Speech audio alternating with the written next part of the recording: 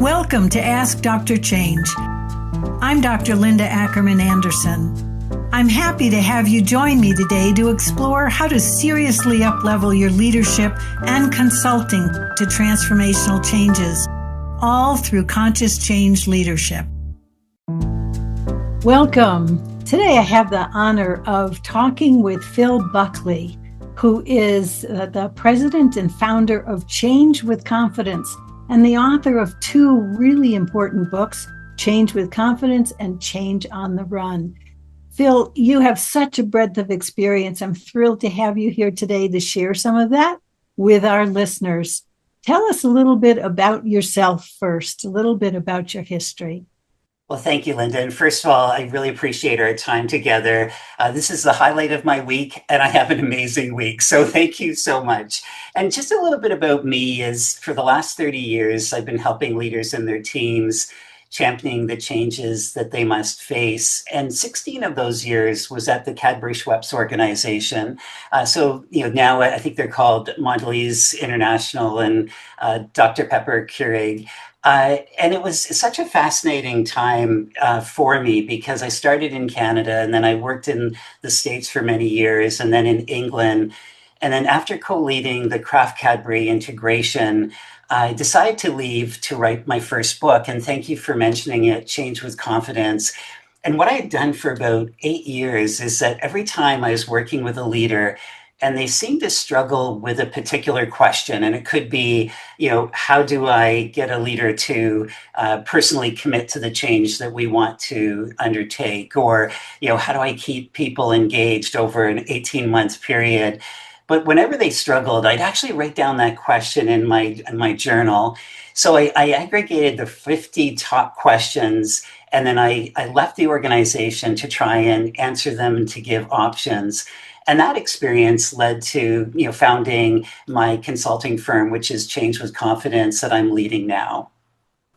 Awesome. What I love about that is you really took directly from your experience to actually craft how to be directly helpful, as opposed to academia, not necessarily, associated or attached to what's really happening in the moment. That's beautiful. Just great. Wonderful. So I wanted to ask you, given all this experience, what does success look like to you in this change world? Wow, it's such a deep question because there's so many different ways for setting success. But what I would say is sort of taking that 30,000 foot view is success with change is that you're able to actually achieve the goals that have been set right up front in the upstream work that we do, where it's really what is the purpose of the change and can we actually get there and manage it effectively. But I double click on that as well and to say, is it sustainable? I think it's easier to implement a change, but to not actually have it within our ways of working. So it really does change the mindsets and the behaviors of people without the guides that we provide in aftercare. So number two, and this is a bigger one for me, I think, is that you've actually built up the capability, the change capability of the people that you're working with. So not only have they gotten through the change that you're working on, but the next one, they're actually better and able to do it, and almost to the point where you've built in redundancy and you're no longer needed anymore. And I think it can be a bit of a tragedy when you can come in and try and help someone and then leave, but they don't have the skills to maintain it. They don't have the skills to take that next journey. And so that would be the biggest two for me. Excellent. I'm reminded of the old saying, you can feed a person a fish and feed them for a day. You can teach a person to fish and feed them for a lifetime. That's what you're doing, building capability. And so you have built in your exit, leaving behind competence. Yes, and if I could tell you a quick story, about 5 years ago, I was so impassioned about doing this because I was just seeing sometimes even the specifications of the assignments that you have in consulting.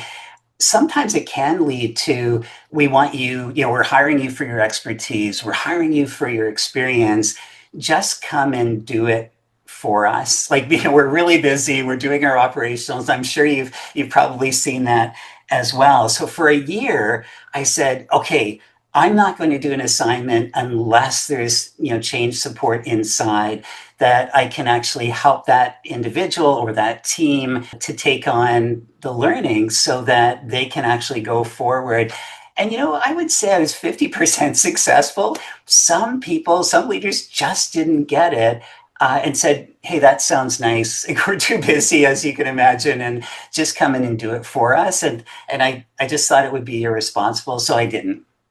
Yeah. Wow. Good for you. It was not the best from a monetary standpoint, but it No, was from a value standpoint. And I think that a lot of us, absolutely. everyone in change, I think, is drawn to our values and how to drive it forward in the right way, not necessarily in the way that can get the check marks at the end. Absolutely. You raise a really important point. I did a whole episode on saying no when the work was not right. But to be able to do that, you personally have to know your value set, and so that was very clear for you. And so it's as much about us choosing how we want to do the work that we're doing, what we're committing ourselves to, as well as being of service. And so that's beautiful. And it takes courage to do that. Not everybody can say, okay, I can turn my back on X thousands of dollars of income because I don't like what it's doing. But gosh, the advice to have consultants say no when it's really, how costly is it to life? How costly is it to you to do work that's either not good work or work that you can't reflect your values? So beautiful on you. That's Thank really you. And I would just say the opportunity costs as well. And I think the longer that all of us and all of your listeners go through their careers, perhaps when you're younger or within sort of the early parts of your career, you're really hungry for experiences. yeah. There's a bit of, I think, at least from my perspective, a hero complex where you're putting on your cape, and regardless of the challenges and barriers, you're going to make it work. And again, I think it can be a disservice, even though our heart is in the right place. But to explain to the potential client that you're not going to work with why, and hopefully leave them with something for free, just to that maybe if it doesn't work the way they want it to, they might change their perspective in the future. But again, don't take on something that you don't think is in the best interest, long-term interest for your client. Yeah, absolutely. Beautiful. Well, that leads us to my next question for you is advice to consultants, right? Oh, yeah, perfect. Yeah, certainly. Well, I think, it's so interesting because when we are consultants, I think the advice we give, not unlike in family and children, the advice we give is really advice we're giving to ourselves as well as to those that we're giving advice to. And I think for consultants now, and our world is changing so quickly, and especially in the change arena. And I think for consultants, especially for change or project management or the work that we do, it really is considering the offer that we have and the value we provide. And if I could just use me as an example, we pride ourselves on our experience. We pride ourselves on our ability to, understand complex problems and, come up with interventions that will hopefully lead people to where they need to go. But one thing I would say, and especially in our world of AI right now, what I would recommend, and again, it's my advice to me too, is we move more from an opinion based skill set to an evidence based skill set. And what I mean by that is, again, using AI to its full potential. The sentiment tracking, the probabilistic modeling, all these tools that are coming to us right now. And I think as leaders in our field, it behooves us to master them so that we have our best foot forward, and we are actually providing the best advice that we could. But I'd love your perspective on this, Linda, because I know you're cutting edge as well, and it's a new world for us, I would say. Yes.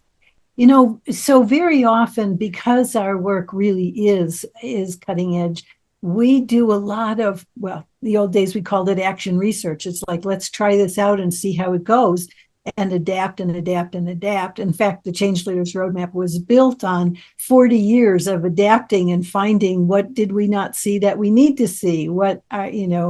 How do we put this forward because of its importance? So I feel really strongly about evidence based as opposed to give me the theory, give me the tool. It's a hammer, everything's a nail. And early on in people's careers, for consultants, that is a safety strategy. If other people have done it, it must have worked. However, as you grow and like you've done, as you have put out into the world and into your clients opportunity to do things differently and learn how to do things differently, that then becomes evidence-based. I love that. We have that in the medical profession, evidence-based medicine, which is really important in these days. And with your mentioning of AI, I love that because AI can, again, it's a tool and it can inform, but it doesn't replace our ability to think, our ability to assess and tailor what's going on with our clients. I'm Oh, that's assuming so you true. agree with that. Yeah.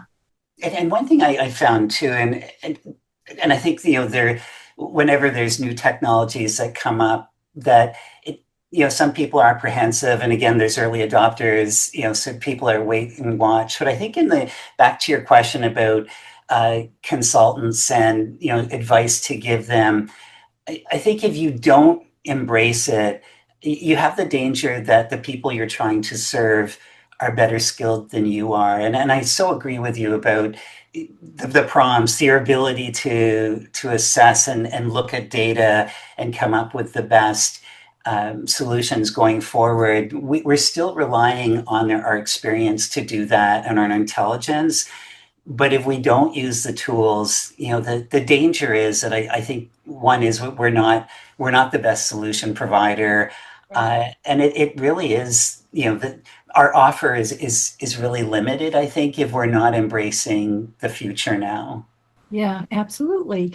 And so, I have two questions. I want to ask you advice to leaders, but since you just said the future now, I want to know a little bit more about your thought about where the change field needs to go.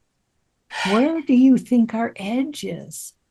Yeah, I think our edge is, and it comes back to sort of advice going forward.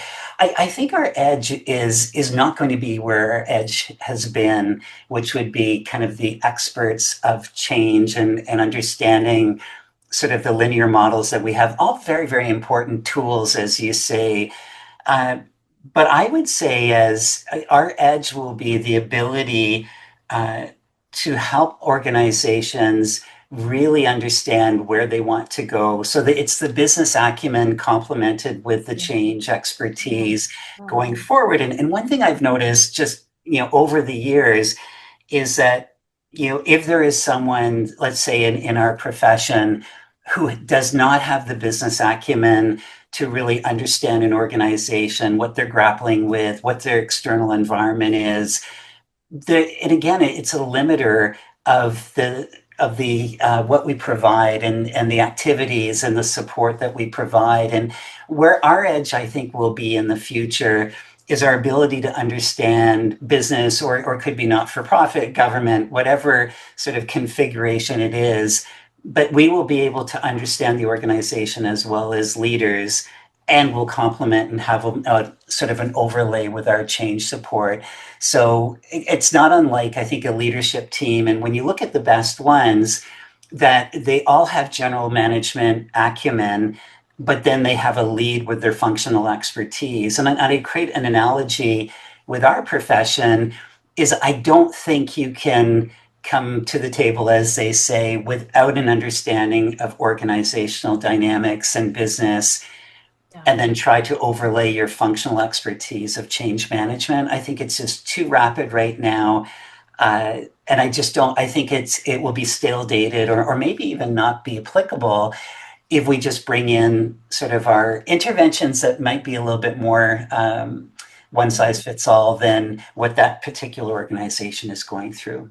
Important. It's so important what you're saying. I think about how many organizations have piecemealed project management applied to projects, and that's what they do. Change management bolted on, and they come up with a change management plan, and that's what they do. And because it's created piecemeal as opposed to the integration of the organizational work, the technical work, and the human and cultural work applied to the reality of the organization, that's where the business acumen is absolutely essential. Now, what's interesting is how many consultants go into their experiences to learn business acumen while they're going, as opposed to those that bring it because they either have studied it or they have that experience. Both of those strategies are essential to growing your business acumen as you apply and integrate and tailor. Really important points. Absolutely. And if I could just add one point, definitely, and also where our future is going, what I would suggest is that spending more time on the ability to interpret the signals of the organization than it is to achieve deliverables in a traditional change plan and on the critical path. And then here's our plan, and here's our milestones. All very important governance features for a good, well executed transformation. Yeah. But your question is really about where is our edge coming in, and I would say it really is understanding the different permutations of human dynamics as we're moving through the different phases, being able to quite quickly adapt how we perceive the support we provide. And not sure if you ever saw the early 2000s movie. It was Minority Report. Remember with Tom Cruise, and he's got this screen and he's pulling in these different information sources. And I think the analogy is true. It's very much like the ability of knowing where to go, what information, again, using the new tools that we have, and to be able to pivot and change as required. And there is a recent assignment I was on in supporting the leadership team, and it was an acquisition, and it was really interesting. It was quite large, and starting to use some of these tools, especially in the engagement surveys that give a point in time read, of course, of how people are feeling and the sentiments that they have. But it was so interesting, the amount of information that was continually sort of drip feeding in as we went through the different phases of the project, and how quickly we were able to change the change plan. And I think, at least from my experience in my past, the change plan is fairly static, even though you're moving forward toward adoption.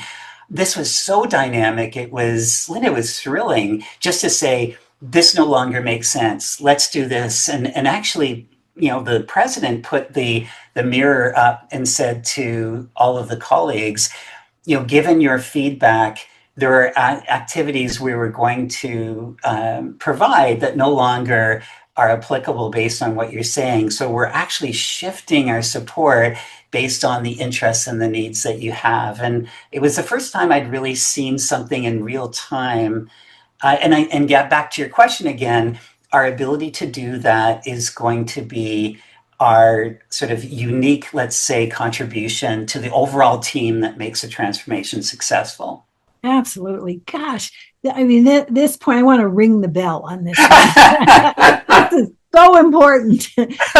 We talk about rapid course correction as the backbone of leading transformation because it is so, messy. It's so adaptable. And so the agile orientation is really important here in what you're saying. So two things for me. One is, how do we set up the expectation for rapid course correction, for adaptability, for paying attention to what's going on, what we planned that does work or doesn't work, and how do we adjust as quickly as possible? Setting up that expectation when leaders so often say, get it right out of the gate. In transformation, that's not the reality. And so what you're saying is absolutely brilliant. The other thing I want to emphasize is, for us to be able to sense what's going on, we have to be really present to the reality of what's happening out there, not just the plan we created with our best intentions, present to that. These are the steps we plan. Let's deliver. So how do we have as much presence, as much sensitivity and perceptiveness to what's going on out there, even if it means a major change in direction or strategy or process? Really, Absolutely. really important. Really Oh, important. thank you. And I love the point about exception management.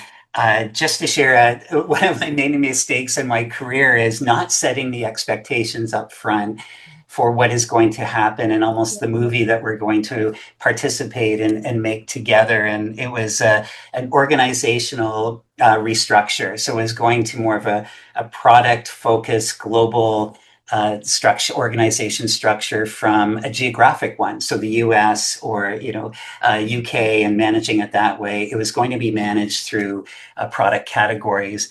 And I was launching it. And in those days, you're flying around the world saying this is what it's going to be. And the head of Australia and New Zealand, when I started talking about what the implications were, and this was after this gentleman had signed off and he was apparently good with it, but what we didn't do is really say the implications of what it was going to be. We had no exception management in those days, to my detriment. I was just trying to get the plan signed and going because we have a deadline and I have to get it done by Friday.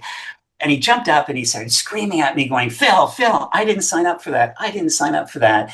And it was probably the most salient moment in my career where I agreed with him. He didn't know. He didn't know the impact of what he had signed up for. So I think right in the upstream work with the senior leaders, what are the expectations? And one of the expectations that you mentioned is that it is going to be variable, that the best plan is going to be the one that articulates the current situation and the needs that people have, so that when it does go off and we do change it, it's celebrated versus seeing as being a deficient plan. I'm not sure if you've had that experience as well. Oh, absolutely. And so it is setting the expectation. In our approach with large scale transformational change, we actually have an intervention we call an alignment day with the senior leaders, and then they can roll it out beyond them. But what it is looking at why we're doing this, what we're actually doing, how big it is, and what the implications are for me as an individual leader, for my team, for my function, and for the organization itself, to truly go into understanding that before we ask for sign off. And so instead of getting that, it's a great idea, nod, head nod, and then you run into what you just talked about. Oh, So for us, it's just, I agree completely. Setting the expectation and then delving in and giving time to really understand what is the implication, again, on absolutely. me, on my team, on my function, and then ultimately the organization I support. So that, and then how do we resolve those impacts? It means I'm going to give up X% of my people or budget or whatever. How do we begin to resolve those things? Not everybody's going to be happy all the time. But we need to have kind of a big win approach of we're making our contribution to the larger system. Absolutely. And I think the biggest contentious part, as you mentioned, is the relative power dynamics. The decision making was what I found was the Achilles heel of non-disclosure. That when someone finds out that currently they can make a decision and now it's going to be made by a different body, it's really tough. And what that reminds me of is your second question, Linda, which was great. How do we remain present in the moment so that we can actually pivot? We can read the signs and we can make a change in how we support. And you know what? From my perspective, I would say it's really managing our egos as well. That I think self-awareness is so important in change, not only ourselves, but in the people that we serve. But I would even say, there are times where I've become in love with my plan and would have been resistant to changing it when the information is contradictory to what I'm thinking. And I think now I have a very different view that if we can just sort of push down our egos and really focus on what we're trying to do and how we can best do it regardless of ourselves. So it's really selfless service. Then I think then we have no issue whatsoever. And I just remember earlier in my career, I was always trying to get a plan through that everyone agreed with. And I was very successful in having no one believing it was their own plan and they were trying to engage. It was just, being on an island into yourself. And I think that's part of the skill set that we and the listeners can bring now is to really be in the present and leverage our great experience and our skills to pivot as required and to take people along so that they see it's a good thing, not that our plan was deficient, 18 months ago when we created it. Absolutely. Okay, I'm ringing the bell on that one, Phil. Thank you. I love your bell. Really important. So, a part of the whole development in the change field, which we did, decades ago in early organization development, self as instrument, learn yourself, know yourself, self-awareness, etc., managing your ego.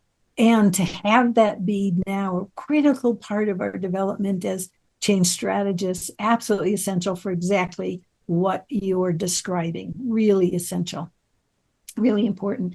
All right, so you've touched on a few pieces of advice for leaders. What else for leaders of large scale change? How do our leaders need to think differently? How do they need to play their sponsorship role? What would you offer there? Well, my suggestion for leaders would one, I'll just sort of go back to the data informed leadership that I would say my advice would be to increase your expectations on evidence-based decision making so that not only when we talked about the support as change professionals, but I think these days the requirement of fact-based decision making, I just don't think we can avoid that anymore. So my recommendation is you lead by facts would be one. Talking about the mindsets, what I found is that with some leaders, they're very, very successful managing or general management in, let's say, more steady state organizational periods, so that they're great leaders, they have great decision making processes, they're fantastic. But the pressure on them to go through major transformations, not only they become more emotional, I think they're led by their emotions more than it's probably in the best interest of their organizations. And what I would suggest is going into a transformation, it's just not another project, that we're really building the future. That often I find halfway through the organizational change, they forget the purpose of why they were doing it. It's just lost in that muddy, messy middle. And what I would say is to stay above the operational sort of implementation of the change. And again, I think it's just, we're so complex now. There's so many moving parts. There's multiple changes going on at the same time. We talked about the variability in our environments, even while we're changing. What I found is that some leaders are actually diving into the operations part because it is a comfort zone for them. And there was one leader I was working with 6 months ago, and where I would have thought the individual needed to be looking, 2 steps ahead for the organization. And they just really seemed to be hugging on to supporting what their team was doing. So almost like duplicating effort with comfort. So from that mindset, I would say that you're staying ahead, you're looking 2 steps ahead, and you're regulating your emotions because, again, some of the decisions that are taken that aren't in the best interest are usually led by anxiety, fear, contempt, frustration, anger. How do we get above ourselves and our human limitations, let's say, to lead well? Yeah. We talk about self-awareness and know yourself for consultants. You're talking about how do we build the self-awareness, self-reflection, self-management of the senior leaders and the sponsors of the transformation. How do we actually Absolutely. get that into the conversation safely so that we can coach, we can support, we can help them to see themselves in the moment to be able to create a future rather than repeat a past? How do you Yes. go about raising that skill level, that expectation with senior leaders? Well, how I do it now is how I would have done it is sort of in the midst of transformation. What I find that works far better is before the stakes are high, before you're getting into it. And again, it's that upstream work where we have the vision, we have the purpose, but there isn't the noise of the planning, there isn't the noise of the implementation or even the adoption. And what I do now is I actually go through the emotions that typically that we see leaders go through and really have a conversation about how that relates to them, you know, what they've seen in the past, what they have room for as well. And I find that some leaders can really grab onto it and say, well, every time I'm, you know, angry, I say something that I regret for the rest of my life. Others aren't. And you know, another mistake I would say is that I've tried to make an intellectual argument why we should be more aware of our emotions, and it just doesn't fly. So I think Oh, it really is about what do you have room for, and it really is a contracting too as we go through the, you know, here are the paths where I can see that, you know, we can be triggered and we won't be our best selves. So do you have room for support with that or not? And again, if they don't, I think that's where we are, and hopefully that will change. But if someone is really intrigued by it, I think we can do wonderful things to regulate and be self-aware. And then, Linda, the ultimate goal is the person is self aware without our support as they move forward. So they're really clear. And I had this one leader, it was so interesting. He tended to get angry. That was his emotion. Uh, and what he did, though, through the transformation, is he started talking about his anger in the meeting, which sort of ameliorated it, and people were very aware of it. And he actually asked for their support if he actually went to the his angered self, which sort of normalized the emotion for everyone else. And the fact that he was vulnerable, I thought was tremendous. oh my gosh. All right, I'm ringing the bell again. That's really important. Getting leaders to see themselves and own themselves and courageously be vulnerable with their people absolutely reduces the energy, the fear, you know, the upset, because then they're human. They really are. They really are. I'm interested in your use of the word if they have room for it. I immediately think of, you know, time on their calendar, room for it. But so what I'm assuming your meaning is their openness to it, their readiness for it, their willingness to step into the vulnerability, which is absolutely essential. And how to actually, yes, we can coach one on one. Perhaps we can do things with teams. We do the leadership breakthrough program with all the leaders so that everybody brings their vulnerable self to the table and they see the value and benefit of doing that. So essential to be able to raise leadership awareness of how they be impacts what they produce.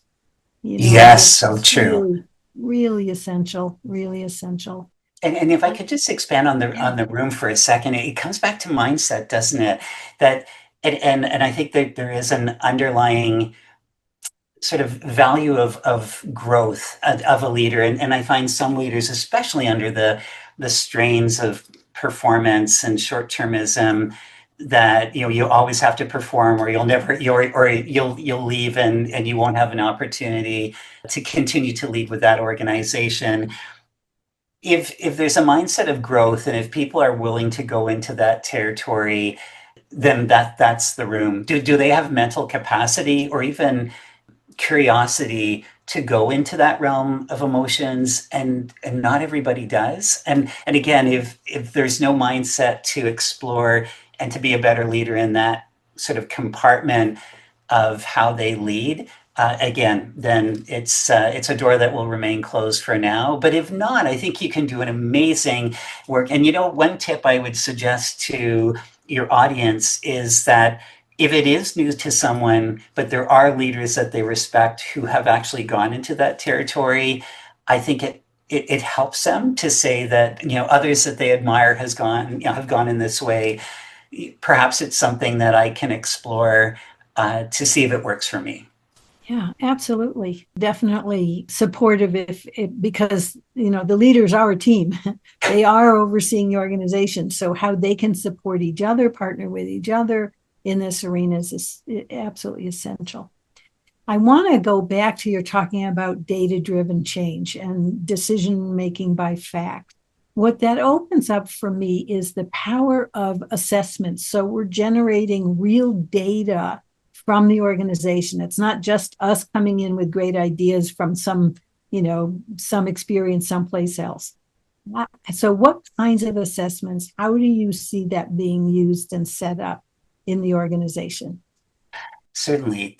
Well, I think from the human side of assessment, it really is understanding or polling people, for their sentiments, how they're feeling. But what I would say now, it's having the technology to do so better than what we would have done before, like a classic pulse survey or an engagement survey, and we get data and generally manually coming up with themes. I think what we can do now is the predictive analytics of any feedback coming back that will essentially say, what's the probability of outcomes? Where are the potential sources of resistance? And I think we do that as practitioners.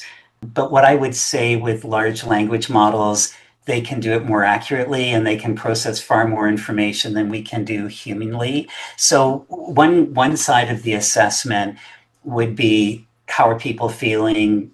How are they working through? Do we have the right interventions that are supporting them? But also, I would say that there's project data, more of the technical side of it, that I think we could double click and be a little bit more granular on what this means. And I think it goes back to our earlier conversation about managing the plan and going through and the traditional green, yellow, amber, red approach, which is again very effective. But what I'm seeing in some major transformations now, there isn't any assessment, I would say, or there's an absolute gap, whether there's pressure to be green, or when I look at the data, I'm saying, well, that's interesting. You're calling that yellow, but from my experience, we are really in trouble here. There's no solution. Definitely it suggests that, the go live would be delayed, but there's a reluctance to acknowledge the data that they have or to interpret it in a way that is neutral versus, I think, some of the self-interest that naturally happens when there's pressure to move forward and make progress. So I think there's some work we can do on the more data technical side of where we're at and how we're moving forward. And then also, I think on the sentiments and how prepared people really are. I think that there is a double click there so that we really are getting an understanding of the major conclusions from the data sets we have. And just knowing from someone who's done it manually for decades, it's not sufficient, I think, now based on the data that we can get. I really question our ability to manage it well, to be able to use it in the moment. I'm wondering would you agree with that, Linda? What are you seeing? It was so interesting around this. So, what I'm hearing you talk about is assessments within a major transformation, the kinds of Right, things that we can assess, developing data, facts about how best to proceed.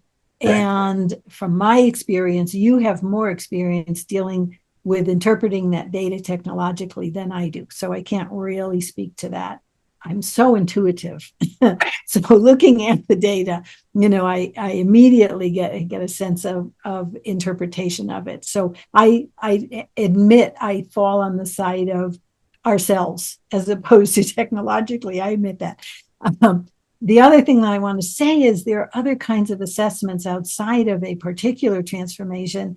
I'm frequently talking about do an assessment on our change history, Yes, see where the patterns we're doing and repeating that are getting us in trouble over and over and over again.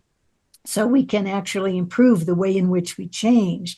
That's a huge one for me, yes. really important around that. The other is what you're describing, which I see so often leaders not wanting to get the bad news. So there's a whole mindset and culture assessment that can objectively reveal that pattern. And it's increasing the cost of failure, increasing the cost of going in a direction that we know already isn't going to work, but we don't want to see it.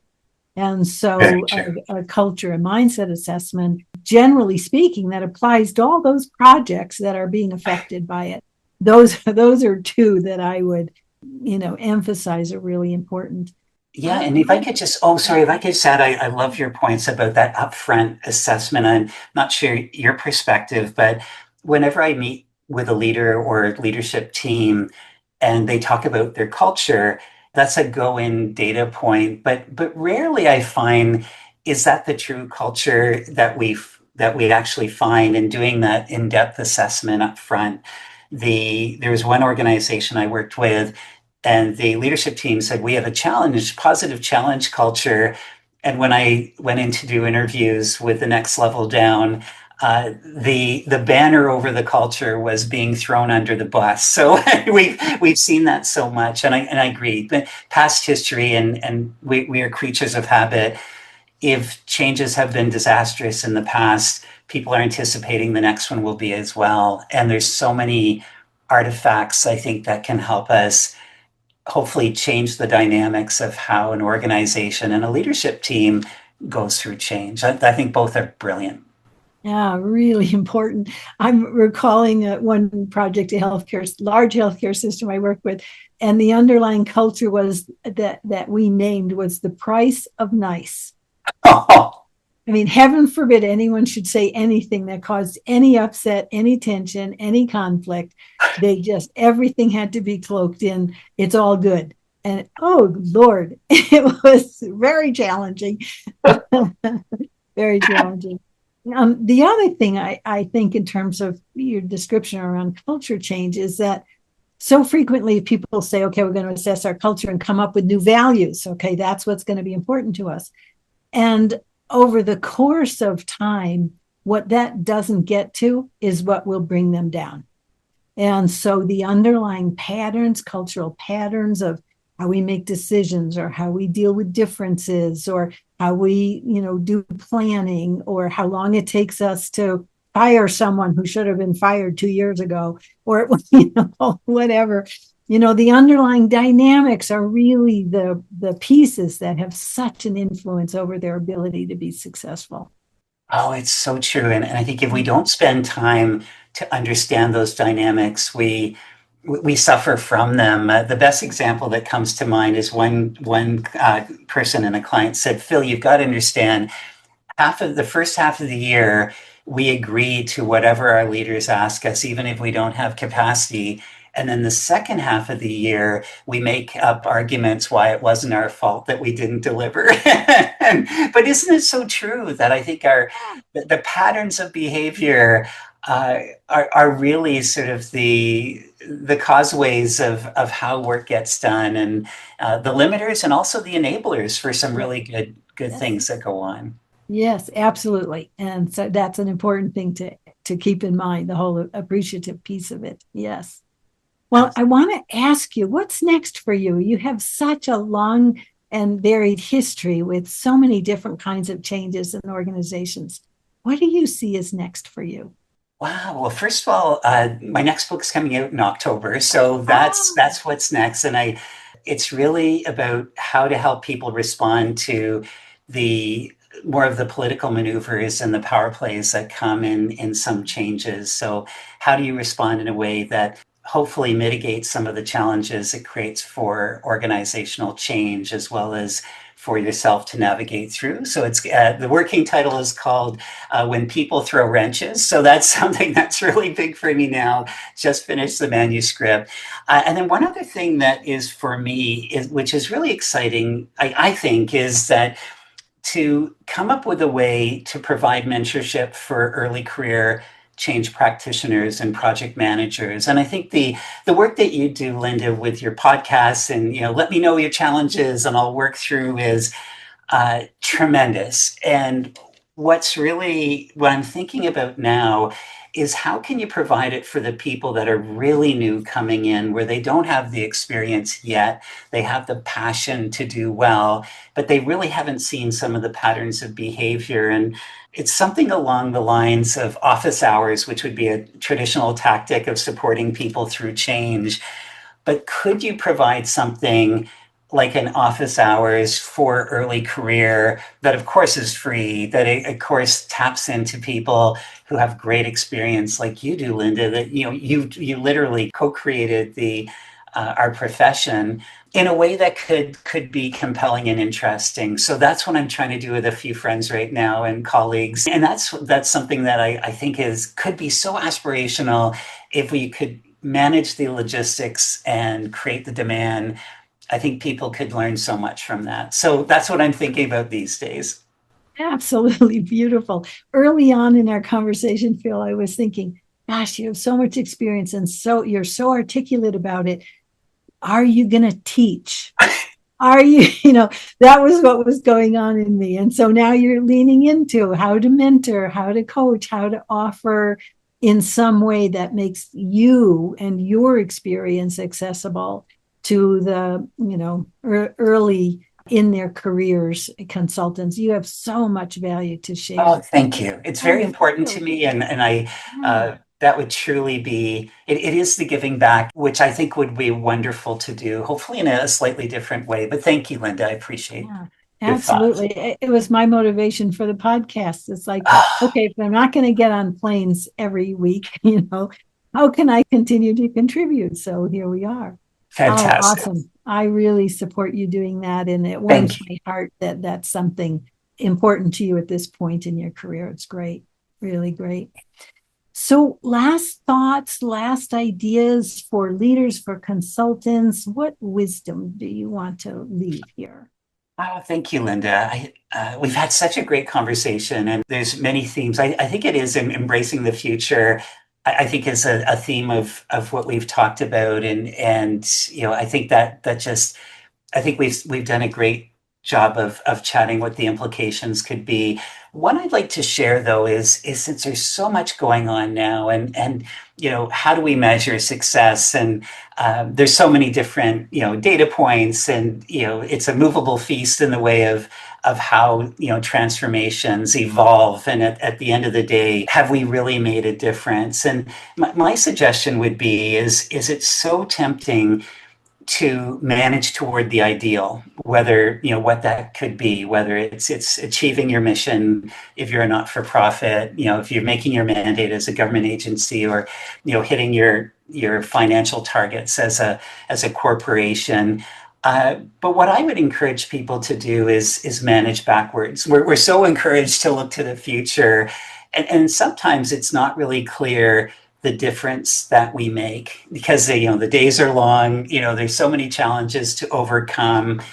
But if you can look back to say before I came on to whatever the assignment or whatever I was trying to do, and where we are now, what have we accomplished? And I think it's a cause for celebration. It's a cause for confidence building.